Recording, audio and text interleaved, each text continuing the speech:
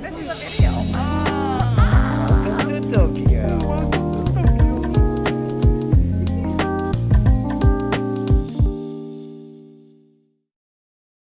Yahoo! And welcome back to my channel, everyone. My name is Mara, and as you can see, today I'm not in my usual setup.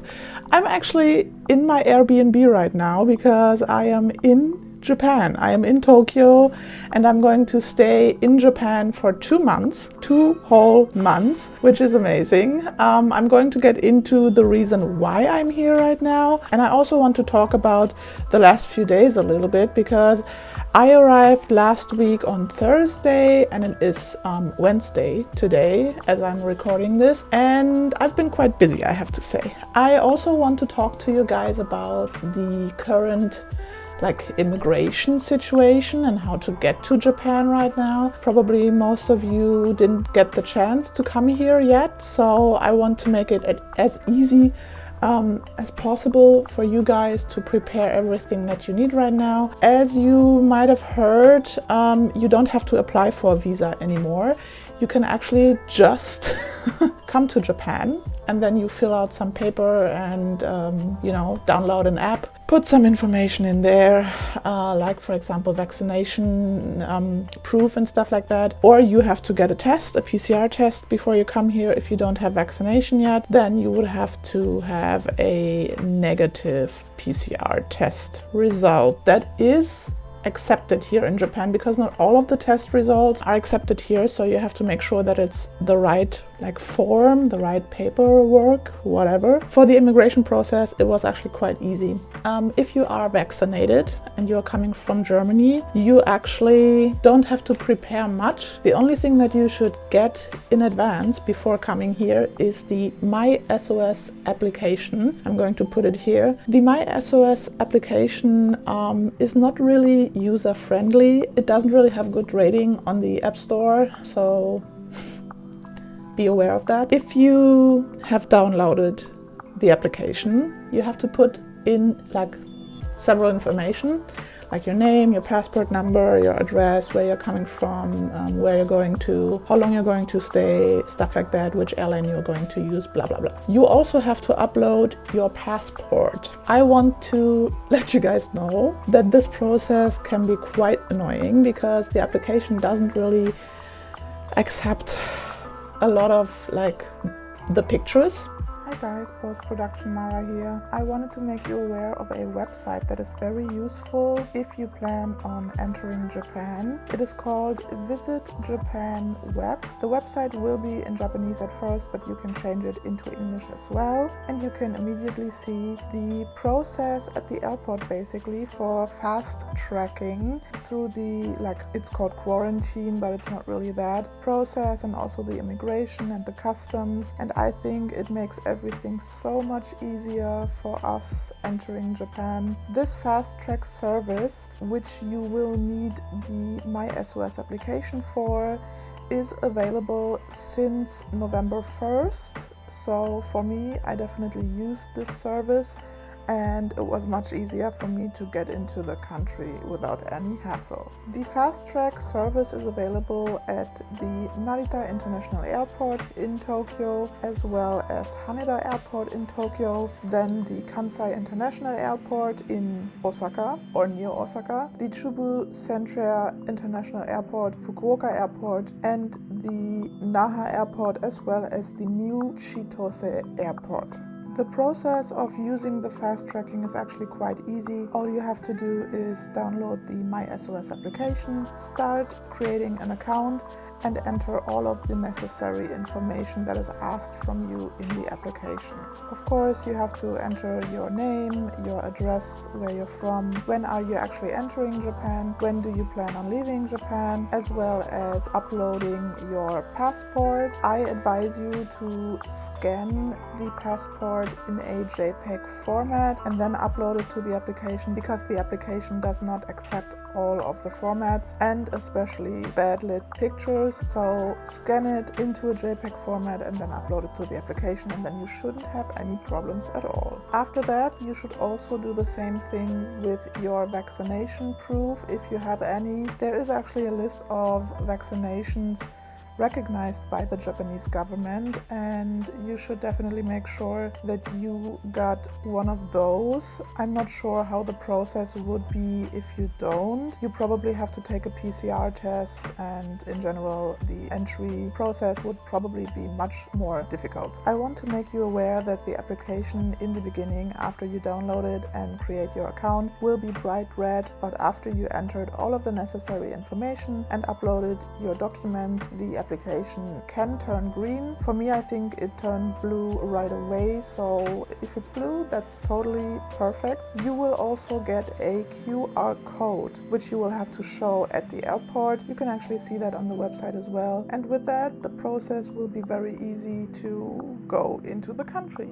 But before you actually go into the country, on the airplane on your way to Japan, you will receive 2 papers that you fill out. I took a picture of them. It's actually quite easy. It's just a little information about where you're staying and customs and stuff like that. You have to declare, certain things. If you have fresh produce, then you have to declare that, and they will ask you for these papers at the airport as well. One simple thing you should be also aware of is to take a pencil with you. The stewardess on the planes actually don't give you pencils, probably because of, corona and stuff like that, hygiene and stuff. So make sure to pack a pencil into your hand luggage, and you can fill out the forms easily. If you don't, you probably have to invest some time at the airport to do that, and that would be a little bit annoying. So just be prepared and take a pencil. Since I'm from Germany, I'm from Berlin, I didn't have the opportunity to go directly to Japan.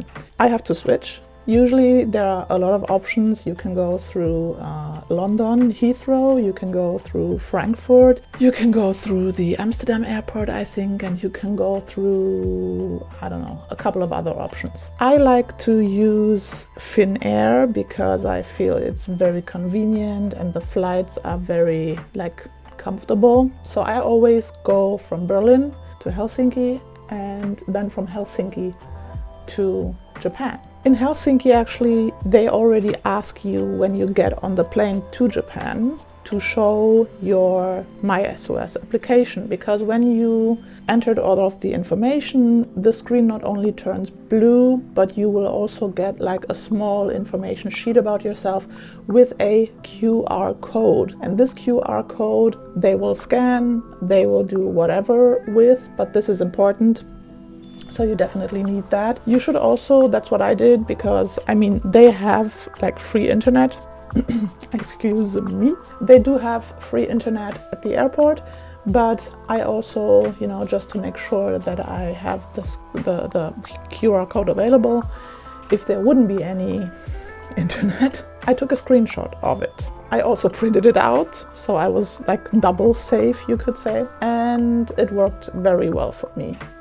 They saw the QR code, they saw that my screen was blue, so they just pointed me this way instead of that way, and it was quite easy for me to get out of the airport quickly. At the immigration, it's also kind of the same. You have to show the papers that you filled out on the airplane, and then, like I said, show them the paper, go through the immigration, take a picture, leave your fingerprints at the airport as well, because that's what they always do. They used to do that years ago as well, so that's a normal process. It's nothing to do with panini, and then you should be fine to pick up your bags. They will definitely ask you a few times, why are you here? Why did you come to Japan? I told them that I'm not a tourist. Actually, I'm just here to see friends and family. And you should be fine. This time they actually opened my suitcase and I said, well, it's full of omiyage, which are presents, souvenirs for friends. So she was actually laughing that my suitcase was full of Haribo and Milka chocolate and stuff like that. But it was totally fine. She just wanted to make sure that I didn't take any fresh produce, no meat, no cheese, stuff like that. Common sense, you shouldn't take that to Japan. Even the 2 bottles of alcohol that I took with me, one was a bottle of gin and the other one was a bottle of wine for my friends, was totally fine. So and then I had to go into Tokyo. Haneda is basically Tokyo, so but you still have to go into Tokyo by train from Haneda. It doesn't take you as long as if it would take you if you come from Narita Airport, which is quite nice. Actually, it was quite easy for me to come from Haneda to my Airbnb. I'm staying in a very nice Airbnb. I'm going to be here for 3 weeks, then I'm going to Osaka for 1.5 weeks, and then I will be coming back to Japan for another like 4.5 or 5 weeks or so until end of December. I'm going to stay here through Christmas, not for New Year's. I will go home on the 28th, so yeah, it's like almost 2 months for me, which is quite nice. Then, yeah, I did the usual thing. On Thursday, after I checked into my Airbnb, I took a shower, went to Shibuya to visit like acquaintance shop, and it's called Subsidy. They sell the 9 Microphones brand, which is my friend's brand. The vocalist of Pay Money to My Pain, he like created this brand together with another friend. Of course, even though my friend has passed away, I still like to represent his brand, so that's why I bought a bunch of stuff. I think that was it for Thursday, and on Friday I got ready to go to my first concert. I actually went to see The Bones for their final like fall tour right now, which was amazing. I wanted to see them for such a long time, and the show was great. I have nothing else to say about it. I uploaded a couple of like clips on my Instagram account. Please go follow me if you don't yet. It's called kotatsu.talk, and I will definitely share a lot of content over there as well, you know, much quicker I guess than here on YouTube. Yeah, then I went to the after show party, and like it was not really like a party, it was more like a get together. Having some food and a little bit of drinks. After that was done, I stayed longer in Shibuya because like the last train was already done with, and I was waiting for the first train, which was about 5:50 in the morning, I think. So I stayed with some friends, and we went to another bar and like talked and stuff like that. It was so nice. Saturday I had a little like, you know, day off, relaxing and stuff like that. On Sunday I went yet to another show of a band called Rhetoric, and yeah, it's also a band of a friend of mine. And after that I met someone that I haven't seen for such a long time, my dear friend Andrew. He came from Taipei. He's actually from Canada, but he was in Taipei for about a week, I think, and then he came to Tokyo for 2 days, and then he went back home to Canada. And so on Sunday after the show we hung out and got some like conveyor belt sushi. Alright, my personal tradition, coming out to this spot today with a friend. Hi. Long lost from Berlin. The Berlin mama. Yeah. In Shibuya. And then on Monday we also met again in Harajuku. We went, you know, around in Harajuku, like looked for a Shiba Inu cafe that we wanted to go to, but unfortunately the tickets for that day were sold out. Welcome to the Shiba Cafe. This is what the Shiba looks like. We didn't get tickets though, so we can't go today. But we can still look at the picture and pretend Yeah, we went to a very nice restaurant. We had a very fancy dinner, which I'm going to make a separate video about, because for me it was the first time experiencing something like this in Japan. After that we went to the Shibuya like Sky building, I think it's called. Also a very nice experience. Like I said, usually I don't do the touristy things, but this was very nice, especially experiencing it with Andrew and having so much fun together after like not meeting each other for so many years. It was so good to see him, made me very happy. And yeah, and then yesterday, which was Tuesday, I went to Ikebukuro for another concert of a friend of mine. He's also actually the guitar player of The Bones, and he also has another band which is called Tears of the Rebel, and they are amazing. They've been together for 10 years, and how they are not major yet is definitely a mystery to me. I don't understand how. I've been listening to their music on Spotify, and don't get me wrong, the digital music version is also great, but seeing them live was such an amazing experience. They are so good live. They have such an amazing stage presence and energy together on stage, which is just, crazy. So I loved the show very, very much. And yeah, today, like I said, is Wednesday. I've had pretty much a chill day today. Wanted to record some footage for you guys. I actually have to figure out how to edit these videos, because I thought I was being smart by just taking my two phones. One of them is the iPhone 13 that I'm currently recording on, and the other one is my Huawei P30, which has great quality, but unfortunately the video format is in MP4, and somehow I don't know if it's the frame rate or the coding or whatever, but I can't actually put the videos in my editing program, which is DaVinci Resolve. I found out that this is a known problem that I wasn't aware of, so I'm kind of frustrated by it, because I want to edit my videos as nicely as I usually do, but unfortunately I think I can't really do that, or I have to find some time-consuming workaround for this problem. Anyways, I will see. Maybe my videos are not going to be crazy edited.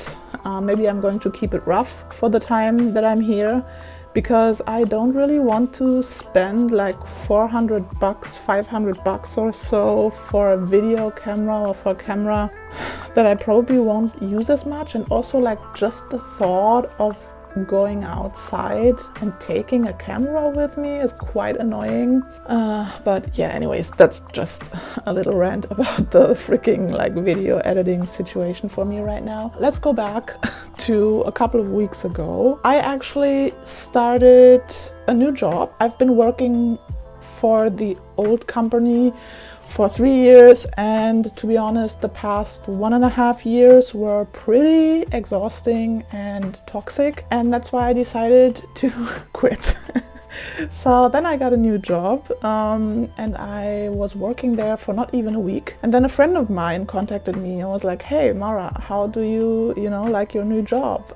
Do you still enjoy working there?" And I was like, I don't know, I can't really, judge yet, because I've been only working here for 3 or 4 days. And he said a friend of his was actually looking for someone for his company, and so I interviewed with them. I already luckily knew him before that. To make it short, I accepted the new position, but I also told them that I haven't been to Japan, to my home of heart, in over 4 years now. The last time I've been here was in summer 2018, and of course I wanted to come sooner, but then the whole pandemic situation started, so I couldn't come here in 2020. And I told them if it would be possible to start a little bit later and take a break, for a little bit. And they said, no, it's totally fine. Of course, we need someone right now, so the quicker you can start, the better. But we are also okay with you taking a break, recharging from the exhausting years you've been through, and then come back fresh. And that's what we decided on. So I'm going to start my new job in January,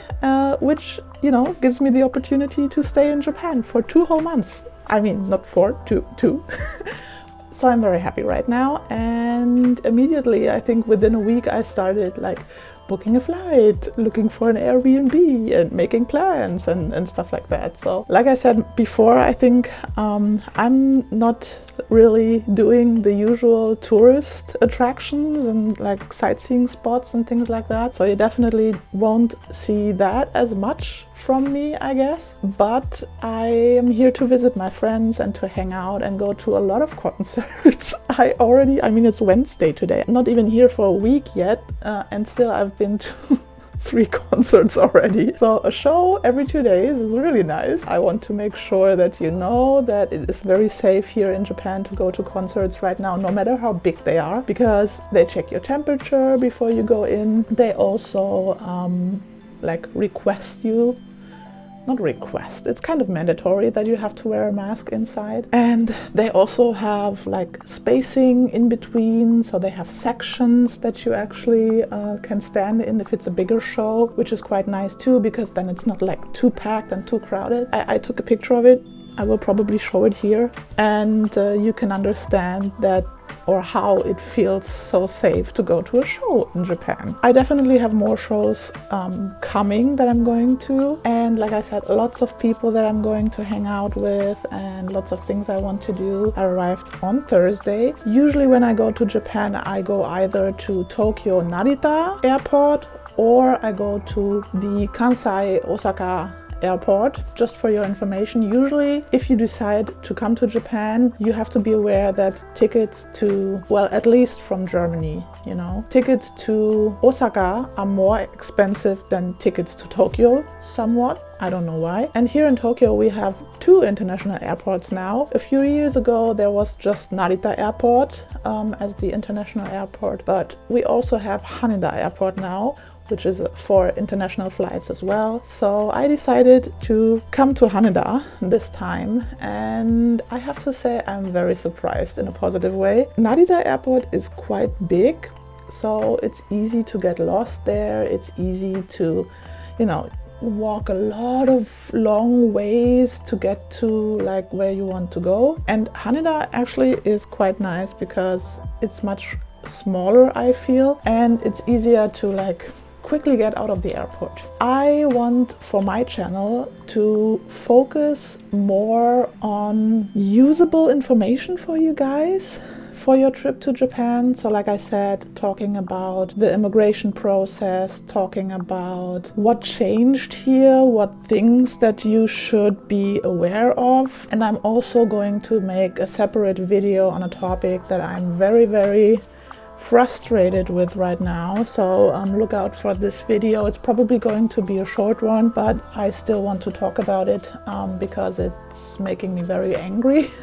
And yeah, so that's basically it. And for today, I think there's not much else I have to say. I hope you are as excited as I am about this whole Japan situation and me finally being able to like produce content here. And I definitely want to know what you guys would like to see from me, what questions you have for me, and I will try my best to, you know, give that to you. Like I said, I'm not going to focus on the usual like touristy things and doing sightseeing and stuff like that, because that's just not what I'm here to do. You will probably see a lot of like concert snippets here and there and like just the usual local experience, because my friends always tell me when I'm moving around here in Japan, I'm actually not really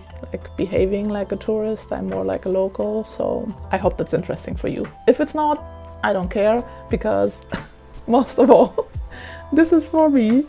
And yeah, so that's what you can expect from the following weeks and 2 months until I go back to Germany. This is my little Japan introduction for you guys.